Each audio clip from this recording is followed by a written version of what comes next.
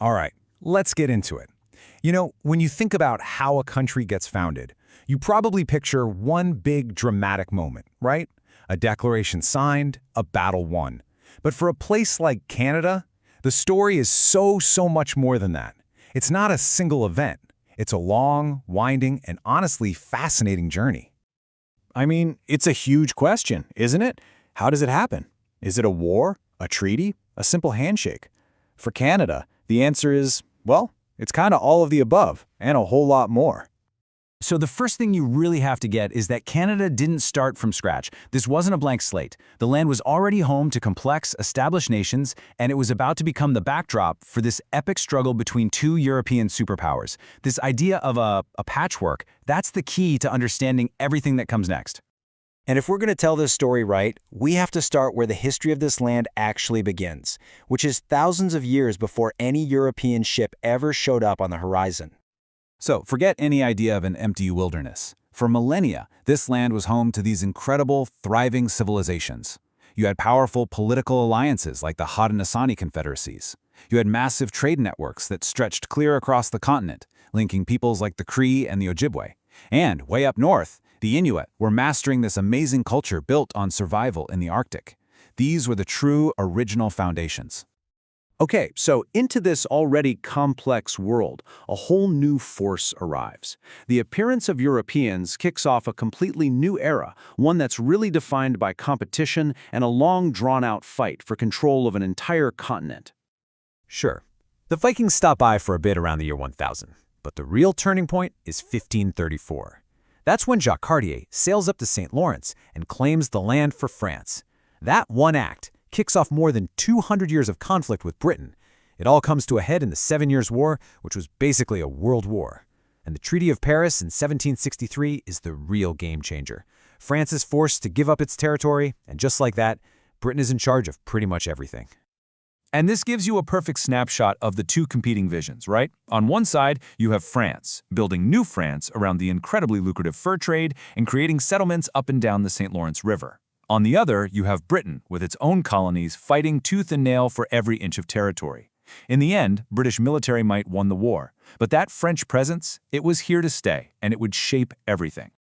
So Britain wins. They control this huge chunk of North America, but now they have a brand new, massive problem.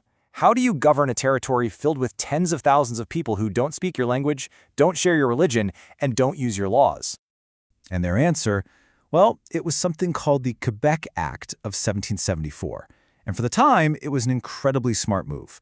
The standard colonial playbook would have been to force everyone to become English. But Britain didn't do that. Instead, they recognized French civil law and guaranteed freedom of religion for Catholics. This one act, which was really a compromise born out of pure necessity, laid the groundwork for Canada's future bilingual and multicultural identity. It's a huge moment. Then, just as things start to settle, boom, another huge wave of change. The American Revolution ends, and about 60,000 American colonists who stayed loyal to Britain flee north. And we're not talking about a trickle here. This was a flood of people that completely upended the demographics of the colonies. So what do you do with this huge new English-speaking population? Well, Britain's solution was to just split the colony in two.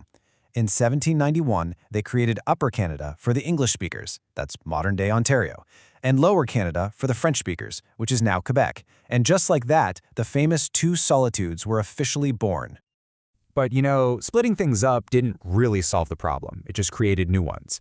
Over the next few decades, all these pressures, both inside the colonies and from outside, start pushing these separate little territories towards a pretty radical new idea. Maybe we should unite. All that tension finally boils over in the rebellions of 1837. There's unrest in both colonies. So Britain sends a guy, Lord Durham, to figure out what on earth is going wrong. His big idea? Unite the two Canadas back into one and give them more power to govern themselves, something called responsible government. So they do it. In 1841, they create the province of Canada. The only problem? It was basically a forced marriage, and it led to constant political gridlock. The English side and the French side just couldn't agree on anything. The solution was actually making things worse.